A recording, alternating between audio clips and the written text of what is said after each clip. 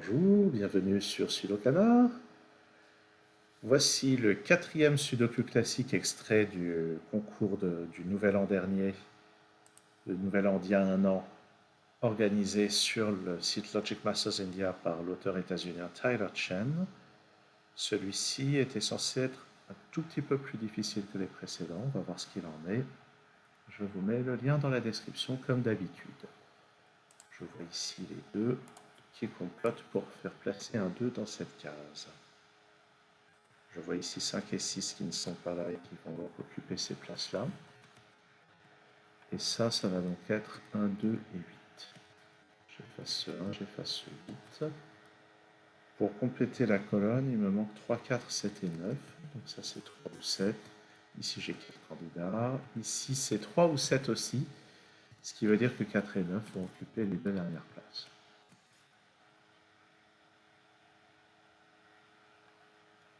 Je remarque 1, 8 et 4 qui ne sont pas là. Donc dans ce bloc, 1, 8 et 4 doivent occuper les 3 autres places. Là j'ai 8 et 4, donc c'est 1 ici. 4 et 8 là, et grâce à ce 1, je récupère ce 2, ce 8, ce 1 et ce 8. Permet de lever l'ambiguïté sur 4 et 8. Très bien. Ici j'ai besoin de 2, 6 et 9. Il y a 2 et 9 ici. Donc 6 ici, 2 et 9 là. Sur cette ligne, il me manque 2, 4 et 9. Voici quelques restrictions. Sur cette ligne, il manque 2, 6 et 9.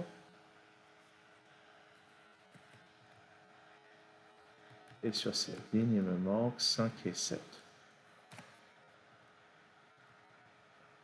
On va poursuivre avec le 1. Qui vient là. Je vais avoir un 1 quelque part par ici, par là, par là. On va rien pouvoir faire avec les 1 dans l'immédiat. Le 4 n'est pas ici ni là.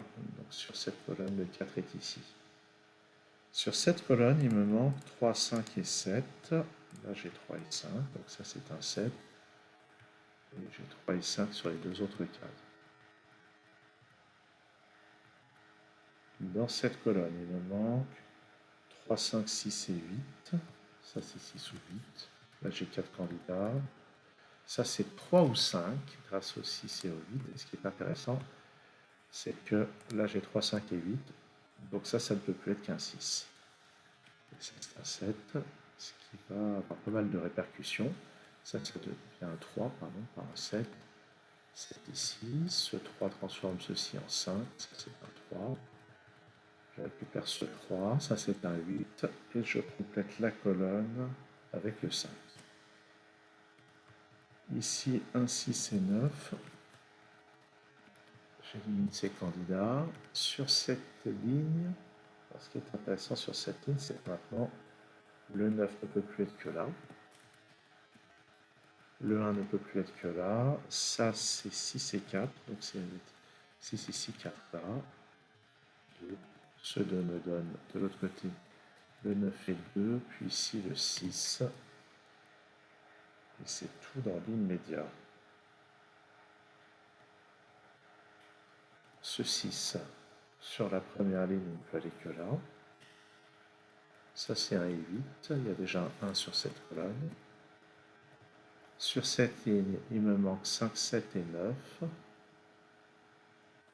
vois pas plus de restrictions. Je vais juste noter bourrinement 5, 7 et 9. Avec les deux qui sont là, je vais pouvoir placer un 2 ici. Ce 7 vient là. Et ça me permet de résoudre ça. Et le dernier chiffre qui manque dans cette colonne est un 8. Il me manque un 3 dans ce bloc. Il va forcément là. Dans cette colonne, il me manque un 8. Il va forcément là. Ça, c'est un 5. Ça et ça, sur cette ligne, c'est 3 et 6. Donc 3 ici, 6 là. Le 5 de cette ligne vient ici. Ici, 4, 9 et 8. Donc ça, c'est 4, 9, 8. Ça, c'est un 4. On complète la colonne avec un 5. Ce 4 ici me donne ce 9, ce 4, 7, 9, 7 et 9. Ok. Oups. Alors, j'ai pas trouvé ça beaucoup plus difficile que ce qui précédait. Mais bon, peut-être que c'est que j'ai vraiment l'habitude de voir ce genre de configuration. J'ai l'habitude de chercher ça en début de problème, comme ici. Le 1 et le 8 et le 4 qui ne sont pas dans ces colonnes. C'est vraiment important de ne pas se focaliser sur un unique chiffre, mais d'aller regarder les groupes de chiffres comme ceci. Ça aide beaucoup dans ce genre de problème. C'est peut-être ce genre de constatation qui rend ce problème en théorie plus difficile que ceux qui précèdent. Quoi qu'il en soit, merci d'avoir suivi cette vidéo. À très bientôt sur Sudokanar et bonne année.